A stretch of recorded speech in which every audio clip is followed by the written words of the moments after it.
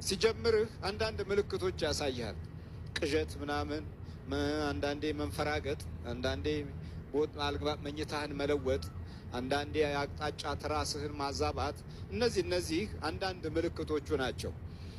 ሌሊት መባተት፣ ድንገት መበርገግ፣ የልብ መምታት። እዚህ የሶፊዬ እናት የእውነት እየሰሙን ከሆነ ይሄ መልእክት አስተላልፉላቸው። የእውነት ሶፎንያስ ደጅ ላይ በለመደው ውጪ ላይ በለመደው ብቻ ነው ሰዶማዊ የሆነው?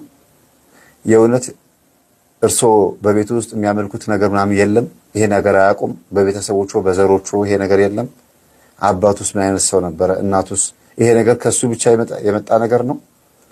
እንዴ የእውነት ሰዶማውያን መተው ስለደፈሩት ወይም ደግሞ እንደዚህ ስላስለመዱት የመጣበት ብቻ ነው? ነው ይሄ ነገር በደንብ አድርገው ብዙ ሰዎች ቢያስቡበት እውነቴን ነው ልጆቻቸውን ያተርፋሉ። ብዙ ልጆች የሚተርፉት በዚህ ነው።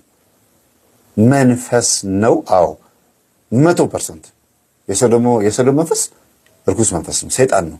ግን ስጋን ካበላሸ በኋላ ደግሞ ዞር ይላል። ስጋን የሆነ ነገር ያስለምደዋል። ለምሳሌ በጠጥ የለመደ ሰው አሁንም አምጣር ቢለው ሰይጣን ምን ያደርጋል? ያን ኃጢአት ያስለምዳችሁና ካይምሯችሁ ይወርዳል። ከዛ ያ ነው የሚሰራለት። ተርኒንግ ፖይንቱ እሱ ነው። በቃ ዝም ብሎ መስራት ነው። አሁንም ስታርቲንግ ፍሮም ሬስት ነው። በቃ ከዛው ባለህበት እርገጥ ነው እዛው ነው የሚጀምር እና ይሄንን አይነት አሰራር የሚሰራው ሰይጣን መጀመሪያ ካስለመደ በኋላ እና የሶፊ እናት የጋዜጠኛ ሶፎንያስ እናት በዚህ ቪዲዮ ላይ እርሶን ነው የምጠይቀው። ሶፎንያስ ለዚህ ለመድረሱ ዋናው ተጠያቂ ባይሆኑ አጋዥ መንፈስ በእናንተ ቤት ውስጥ አልነበረም ወይ? ይሄን ጥያቄ አቀርባለሁ። አጋዥ መንፈስ ባዕድ አምልኮ፣ የእናቴ አባት ጨሌ፣ አውሊያ፣ ቃልቻ፣ አቴቴ ጨሌ፣ አዳልሞቴ፣ ጠቋሩ፣ ሰንገላ፣ ውሃ ብኮ ፈደመናማ የሚባሉ የሚመለክ የነበረ ነገር የለም ነበር ወይ? በምንም መንገድ ይሙት አባትየው ግን እንዴት ነበር? እርሶ ነው የሚያውቁት መቼም ከሱ ይልቅ ይገባውታል። ብዙ እናቶች ስለሚመጡ ስለምንግባባ ነው። እና ይሄ ልጅ በራሱ ብቻ አይመስለኝም እንደዚህ ሆነ፣ ወዶም አይደለም የሚል ሐሳብ አለኝ።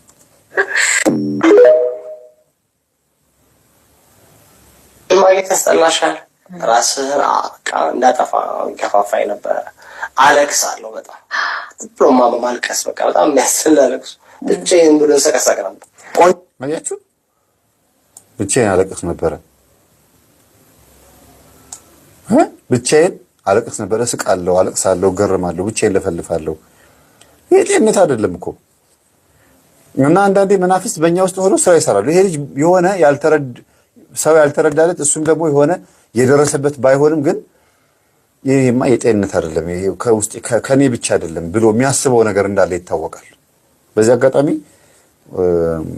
አይነ ጥላ ምንድነው የሚለውን ቪዲዮ ከ1 እስከ 6 ቢያዳምጥ፣ አይነ ጥላ ምንድነው መምህር ተስፋ ያበራ ብሎ ቢገባ ብትጋብዙት፣ እንደው ተጨማሪ ዕውቀት ቢያገኝ፣ ቢሰግድ፣ ቢጾም፣ ቢጸልይ ከነ መፍትሄው ቡዳ ምንድነው የሚለውን በጣም ቆንጆ ስለሆነ ጥርሱም ሁሉ መልኩም ስለሚያምር ሴት ዛሬ አይነ ጥላ በልጅነቱ በልተዋለች፣ በቡዳ በልተዋለች። ይሄኛውን በስውር ሲገባ አጣቀው ግን ሲጀምርህ አንዳንድ ምልክቶች ያሳያል።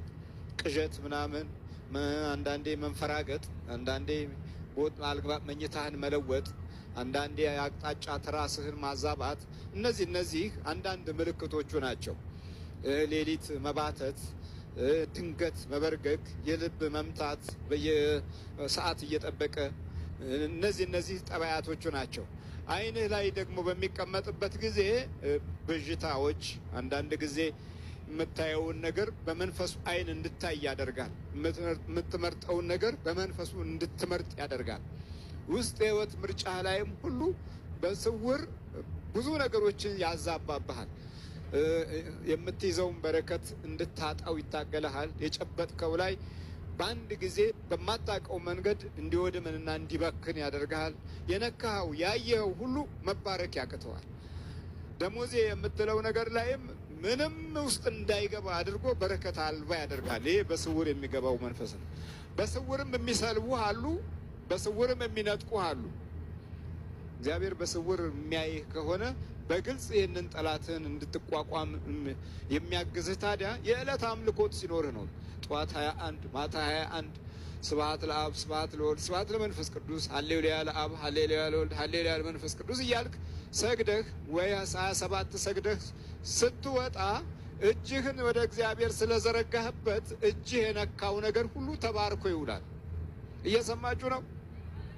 ተባርኮ ይውላል። በቃ የምትጽፍም ከሆነ የምትጽፈው መልካም መልካሙን በጎ በጎውን ለአንተ የሚሆነውን ነው። እንዲህ ያላመለክበት እጅና ያልሰገድክበት ጉልበት ሁል ጊዜ በስውር ለሚያይ ጠላት እጅ ውስጥ ይገባል። ማታም ደግሞ ዝም ብለህ መተኛት አይደለም። በስውር ለሚያይባትህ እንደዚሁ ክብር ምስጋና ይግባ ብለህ ሰግደህ በርከክ ብለህ ጸልየህ ቅዱሳን እናመስግነህ የመላእክት እርዳታን ጠይቀህ በስውር ነው የሚያዩት። አንተ የምታየው ዓለማዊውን ነው፣ እነሱ የሚያዩት ጥልቁንም ከውስጥም ከላይም ከውጭም ነው። አይናቸው ብርሃናዊ አይን ነው። ኤክስሬ እንኳ አለን አይደል? እንደኛ በአቅማችን ይሄው ኤክስሬ አለ አይደል? ስትፈልግ ኩላሊት ስትፈልግ ሳምባህን የሚያያለ አይደል? ይሄኛው ይሄ ሰውኛው ነው።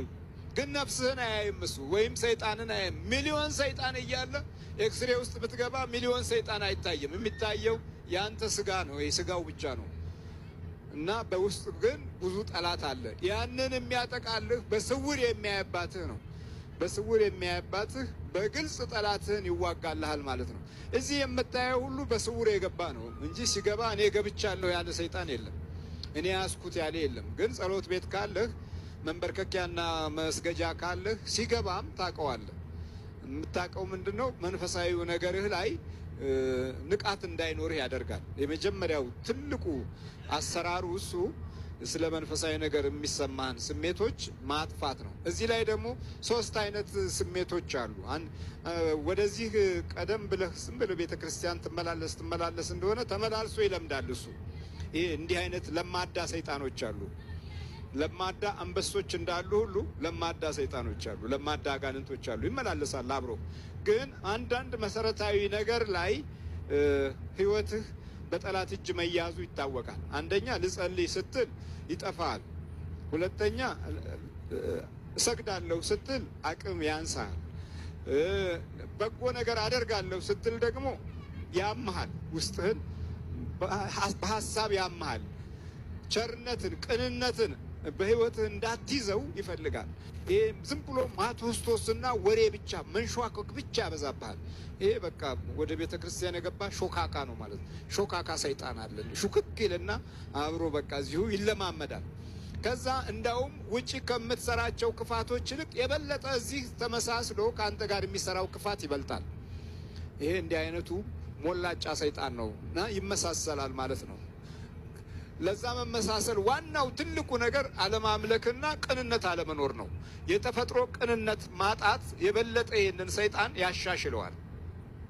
ይሄኛው አይነት ሰይጣኖች ቶሎ አይወጡም፣ ቶሎ አይያዙም። ምክንያቱም እናቃለን የሚል ባህሪያትም አላቸው። እውቀት አለን፣ በደንብ ወንጌል ተምረናል፣ ወይም ደግሞ ማስተማር እንችላለን የሚልም ባህሪ አለው። እንዲህ አይነቱ መንፈስ ቶሎ መቆጣጠር አደገኛ ነው፣ በጣም ያስቸግራል። ሌላው ምንም ስለ መናፍስት ጉዳት ሳታቅ ወደዚህ ስትመጣ በቅጽበት የመነቃነቅ ችሎታ አለው። ቶሎ ይያዝልሃል። ለምን? ማምለክ ጀምረሃል፣ መስገድ ጀምረሃል፣ በመቁጠሪያ መግረፍ ጀምረሃል። ራስህን ለእግዚአብሔር አሳልፎ የመስጠት ኃይልና መንፈሳዊ ልምምድ እያደረግክ ነው። እንዲህ ከሆነ ደግሞ ቶሎ ይያዛል። ቶሎ ለመያዙ ዋናው ምክንያት በእምነታዊ ኃይል በኩል እግዚአብሔርን እየፈራህ እየመጣህ ነው ያለው። ይህን ለመቆጣጠር ብዙ አያስቸግርም። ደግነትንም ቅንነትንም የበረከት ስራዎችንም ለመስራት ውስጥ ቶሎ ስለሚዘጋጅ የዚህ ጊዜ ምሕረቱ ፈጠን ይላል። የእግዚአብሔር ቸርነትም እግረ መንገዱን እየተገለጠ መንፈሳዊ ጥበቃውን ካንተ ጋር ያደርጋል። መንበርከክህና መጸለይም ዋጋው በግልጽ የሚታይ ይሆናል። ጠላትህን ታሸንፈዋለህ። ግደለው ከተባለ ሰይጣን እግዚአብሔር አትገለውም የሚለው መልእክት የሚያስተላልፈው በስውር የሚያይ አባታችን።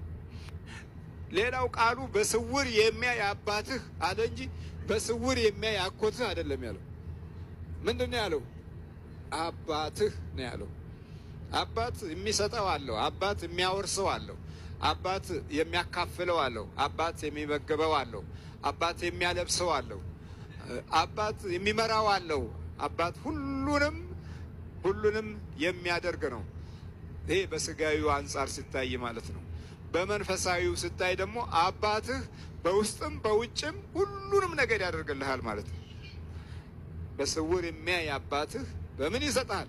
በግልጽ የተገለጸ ነገር ነው።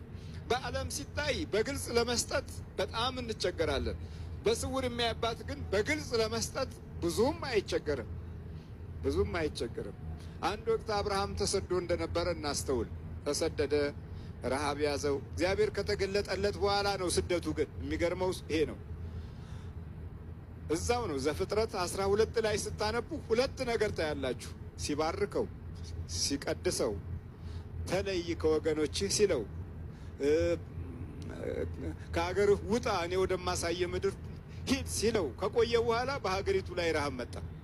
እግዚአብሔር ከተገለጠ በኋላ ከዛ ራበው፣ ተጨነቀና በቃ ወደ ግብፅ እንሂድ አለ። ያ ሁሉ ታሪክ፣ ያ ሁሉ ነገር አሁን ዝም የሚልበት ጊዜ አለ።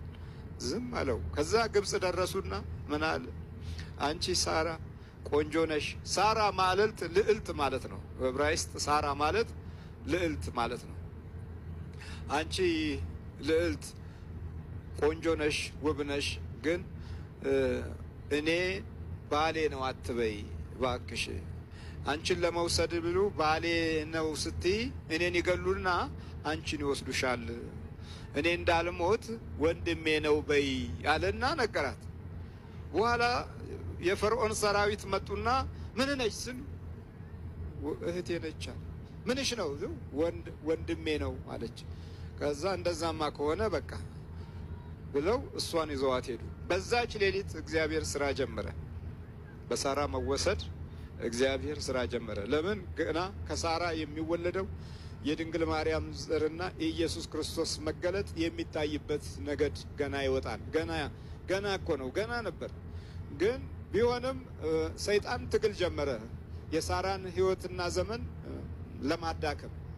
በሌሊቱኑ እግዚአብሔር ስራውን ጀመረና ሁሉንም በፈርዖን ዙሪያ ያለውን ሰራዊት ሁሉ ሆዳቸው አብጦ ተነፍቶ አደረ። በኋላ ሲቃዥ ፈርዖን የአብርሃም ሚስት ነች መልስ አለው የእግዚአብሔር ድምፅ። በማዕበል ውስጥ በስቃይ ውስጥ እግዚአብሔር ተናገረ። አየህ፣ አንዳንዴ እንዲህ ነው። አሁን ካልተቸገርን የእግዚአብሔርን ነገር አንሰማም። እኛ ኢትዮጵያውያን አስቸጋሪዎች ነን። ካልተቸገርን ካልተሰቃየን ወደ አምልኮት አንመጣም። በታሪክም እንደዚሁ ነን። ስለዚህ ዲያብሎስና ሰራዊቱ ይሄው ተፈታና ተለቀቀ።